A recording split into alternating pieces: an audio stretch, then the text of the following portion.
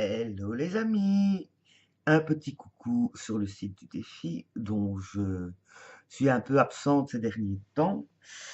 Mais là, évidemment, ça fait quelques jours, hein, que je me dis, oh, je devrais leur dire bonjour aux amis, ça fait longtemps, hein, même si je vous suis, hein, je passe tous les jours sur le site et je fais parfois un petit commentaire. Mais je dois avouer que ces derniers temps, j'avais pas grand-chose à raconter. Mais là, je peux pas, j'ai pas d'excuse parce que j'ai reçu un courrier du cœur tout à l'heure.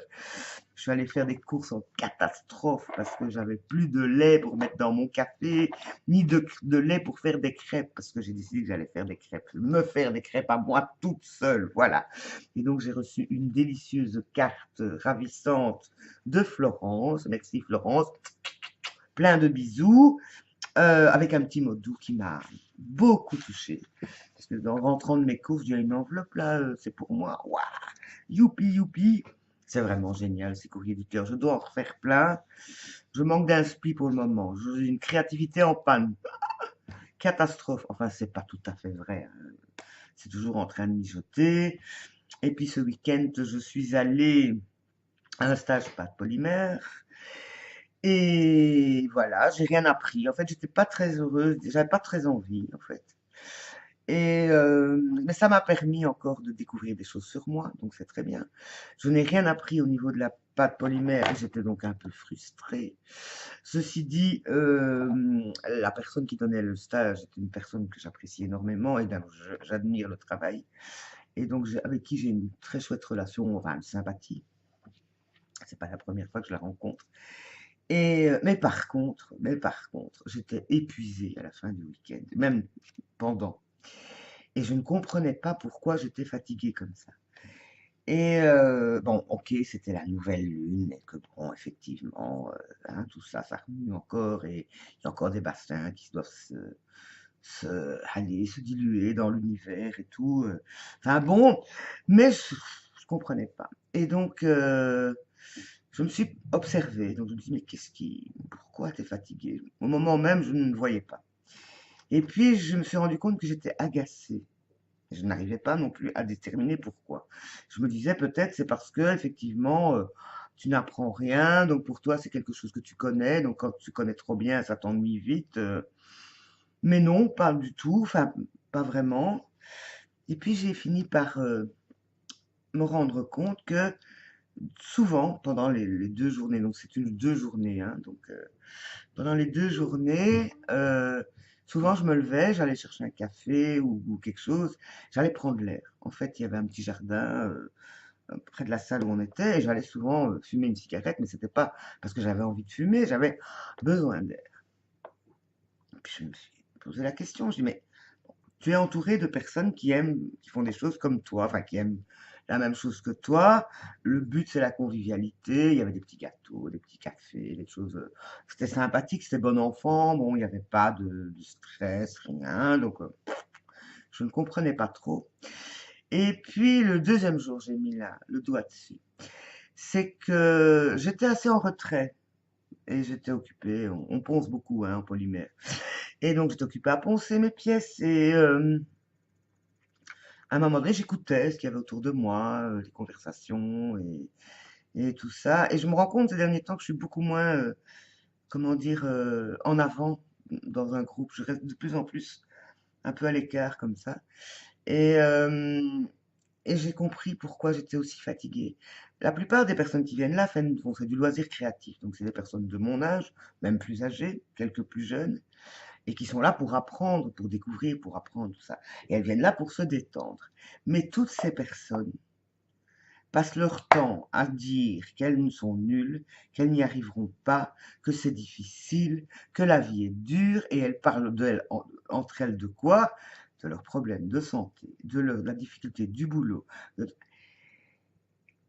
Et où je l'ai entendu, je veux dire, peut-être qu'il y avait d'autres conversations, mais c'est ce qui m'a frappé. Je me suis dit, et moi qui cultive la gratitude tous les jours, qui remercie tous les jours d'avoir un espace de vie, une tranquillité, tout ce qu'il me faut, et que je voyais que ces personnes n'étaient pas des personnes dans la difficulté matérielle, on va dire.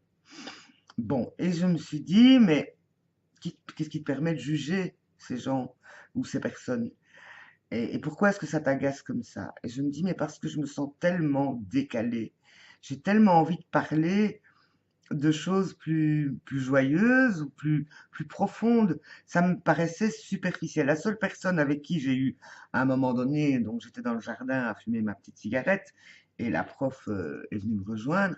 Et là, on a commencé à parler, bah, on s'est mis à parler de poids, hein. Je lui ai raconté mes aventures avec le tabac et directement elle par contre elle est allée à l'essentiel, elle dit moi je ceci et elle a parlé d'elle, elle a parlé de ses relations par rapport à la cigarette, mais c'était authentique, c'était vrai, c'était paf. Là par contre l'échange était vrai quoi. Et donc là je me dis bon voilà, là j'ai en face de moi une vraie personne. Les autres personnes autour de moi, j'avais le sentiment que ou bien elles jouaient un rôle ou bien enfin bon je ne sais pas. Et puis je me suis dit Hélène, et tu juges là, enfin tu, voilà. Mais je pense que c'est un côté vibratoire. Si j'étais aussi fatiguée, c'est que j'avais le sentiment d'être tellement, je vais pas dire différente parce que voilà, je sais pas. Enfin bon, donc j'ai quand même fini. Il y a une des deux pièces qui me plaît pas, l'autre non plus, pas vraiment. Mais bon, c'était quand je vais à un stage de pâte polymère, je vais pas pour créer une œuvre d'art, je vais pour apprendre des techniques ou des choses. Donc voilà. Mais c'est vrai que ça m'a quand même un peu stimulé parce que du coup, quand je suis rentré, il a fallu que je range tout l'atelier, que je remette tout mon matériel en place et donc ça, c'était une bonne idée. Alors, côté défi, je suis à mon jour 19 du défi magie et ça se poursuit. C'est vraiment, il est vraiment chouette ce cahier, ce défi. Donc l'exercice d'hier que j'ai fait très consciencieusement sur l'argent, ce que l'argent dit de vous, j'en ai encore appris quelques-unes. Et je me suis rendu compte que j'avais fait quand même un solide, oui, une solide évolution par rapport à ma vision sur l'argent et sur ma propre valeur. Donc, par rapport à mes héritages, ben, comme beaucoup de gens, je suis petite fille de... enfin, mes parents étaient enfants quand la guerre a commencé et donc l'argent correspond à la sécurité, évidemment. Et que la peur de manquer, ben, je crois que je l'ai hérité, en tout cas du côté maternel, connaissant un peu l'histoire de ma famille des deux côtés et ce qui s'est passé pendant la guerre, parce que ma mère, en tout cas, nous a bien raconté ce qu'elle avait vécu enfant. Et elle nous a donc bien toujours appris à ne pas gaspiller, à ne pas dépenser inutilement. Voilà. Ceci dit, elle nous a aussi, ma mère en tout cas, transmis qu'on pouvait être très content ou très heureux avec un petit peu. Et pour le plaisir, je vais vous raconter une anecdote dont je me souviens, on devait avoir 13-14 ans, mes parents avaient divorcé quand j'avais 12 ans. Et donc ma mère a dû quasi repartir à zéro. Vous voyez que mon père était médecin et beaucoup plus riche. Donc, je vous raconterai le côté paternel ensuite. Et donc voilà, et je me souviens d'un après-midi, un dimanche, où nous entendons la camionnette du marchand de glace. Et toutes les trois, ouah, une glace. Et bon, c'était pas beaucoup de sous, hein. On se rêvait toutes les trois d'un cornet de glace, au moins à une boule, si pas deux. On connaissait plus ou moins le prix, et ma mère n'avait plus un sou dans son porte-monnaie. À l'époque, les distributeurs de billets, oublie, ça n'existait pas. Et donc, je me souviens que nous avons commencé en catastrophe parce qu'on ne savait pas combien de temps allait rester au coin de la rue le marchand de glace. Nous avons commencé à fouiller toutes les poches, toutes les fonds de sac, en espérant trouver quelques pièces pour pouvoir nous payer chacune une glace. Et nous y sommes arrivés. Et bien cette glace-là, elle avait un goût exquis, magnifique. Et on a beaucoup ri avec ça. Et il y a eu d'autres aventures du même style, où le fait de ne pas avoir de sous, ça devenait presque un jeu. Voilà, quoi. Donc ça, c'est le bon côté. Bon, effectivement, la peur de manquer, ma mère l'a eu, là, toujours. Bon, maintenant, elle n'a plus de crainte à avoir. Mais nous en avons hérité. Et c'est vrai que quand enfin, quand j'ai du mal financièrement, ça bouffe une énergie terrible, quoi. bon, ces dernières années, il m'est arrivé des tas de bricoles, j'en ai déjà parlé, j'ai plus envie de refaire l'histoire, mais je me suis effectivement retrouvé dans la peau d'une presque SDF parce que je ne trouvais plus de lieu d'habitation. Personne ne voulait me louer un appartement parce que je suis pauvre, dans le sens où je n'ai pas de fiche de salaire, je n'ai pas d'emploi, enfin fixe et tout ça. Je suis donc allocataire social et qu'il faut savoir en Belgique en plus que les allocataires sociaux ne peuvent pas cohabiter avec quelqu'un qui travaille et parce qu'ils perdent la moitié de leurs ressources. Bon, donc ce qui m'a amené pas mal de problèmes. Donc l'argent, c'est une sécurité, mais c'est aussi donc moi, pour moi, c'est le symbole de ma liberté, de mon autonomie. Et je me dis, si j'ai de l'argent, je fais ce que je veux et je vais où je veux. Et je vais nulle part et je dépense rien. Mais bon, ça c'est une autre histoire. Et donc, à partir de quel moment je me sens riche en termes de somme, c'est difficile parce que, oui, bon, si jamais j'avais un revenu mensuel de 1500 euros, pour moi c'est waouh. Toute ma sécurité est assouvie à ce moment-là. Et mais la conclusion, c'est que ma valeur ne s'achète pas. Voilà. Parce que, et là, c'est aussi une chose qui a basculé, c'est que par rapport à ce que je crée, à ce que je vends, enfin ce que j'essaye de vendre, voyons, soyons honnêtes, euh, j'ai réussi à me désidentifier.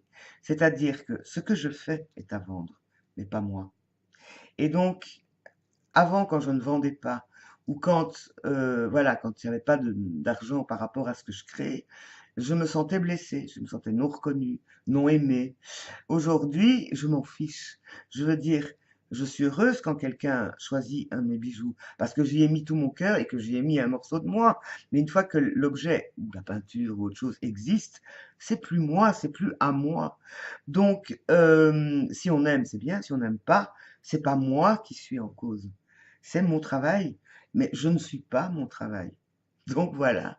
Et ma valeur, c'est ce que je suis, ce que je ressens, ce que je partage. Et ça a un prix, mais un prix qui ne se monnaie pas. C'est dans le cœur, voilà. Donc voilà, ben, c'est à peu près tout ce que j'avais à dire. Aujourd'hui, c'est Chandeleur, et donc je me demandais si j'allais me faire une crêpe, des crêpes ou pas. Je ne sais pas aujourd'hui, ce sera demain. Et je commence à l'intérieur, là, à être impatiente et regarder le jardin. Bon, il fait encore froid, hein. Et un de ces quatre, je sens que je vais sortir mes grosses bottes en caoutchouc, mon sécateur, et que je vais aller commencer à nettoyer pour préparer le printemps. Ça commence à frétiller. Je dois aussi trouver plein de nouveaux terreaux parce que mes plantes d'intérieur ont besoin de nouvelles terres. Je sens mon instinct de jardineuse qui se réveille. Et ah oui, encore une petite info, j'ai donc acquis l'oracle du peuple animal. Il est super cet oracle.